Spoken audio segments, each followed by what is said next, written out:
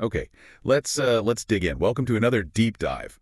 We take a source, we pull it apart, and well, we find the key takeaways from it all. And today, we're tackling something that just keeps coming up in gaming, doesn't it? Our games, are they overpriced? So our mission here is really just to unpack his specific argument from that time. Understand where he was coming from, what was the thinking then? Right, because it's definitely a snapshot of a particular moment. And he doesn't mince words, does he? He flat out says, yes, games are overpriced. He does. And crucially, he immediately links that feeling, that perception, to who he thinks the main buyers are.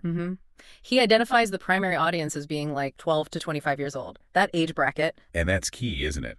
His whole argument about the price being too high, it kind of rests on the financial situation he saw for that group, specifically back when this clip was made. Precisely. He lays out why $50 US, which he mentions as the going rate, then why that's, quote, a little too steep. His reasoning is, well, a lot of people in that age range, they might not have steady jobs.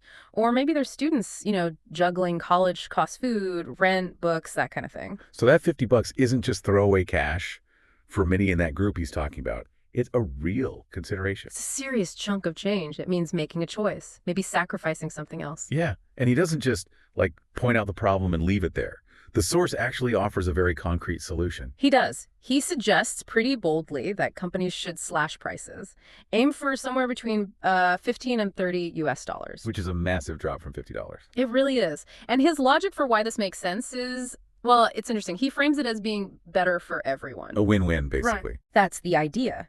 He argues, look, if you drop the price that much, way more people will actually buy the game. You'll sell tons more copies. So the volume makes up for the lower price per unit. Exactly. And he believed, or at least argued in the clip, that selling so many more copies at $15 to $30 would actually lead to more overall profit for the game companies compared to selling fewer at $50. More profit for them, and gamers feel like they're getting a fair deal.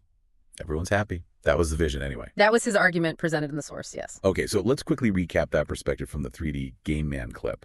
The core point tied to that specific time was $50 is too expensive for the main target audience, those 12 to 25-year-olds, because, well, they often lack income or have other big expenses. Right. And the proposed fix, that dramatic price cut down to the $15, $30 range, the belief was it would boost sales volume enough to actually increase profits while also making the players feel the price was, finally reasonable. So it's fascinating looking back at that viewpoint. It really is. And this, I think, brings us to a really important question for you, the listener, to think about.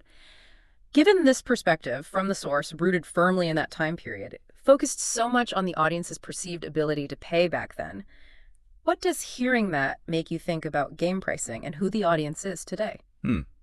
Yeah, that's definitely something to mull over, how things have changed or maybe haven't changed, depending on how you look at it. Keep exploring. Keep asking those questions. And thanks for joining us for this deep dive.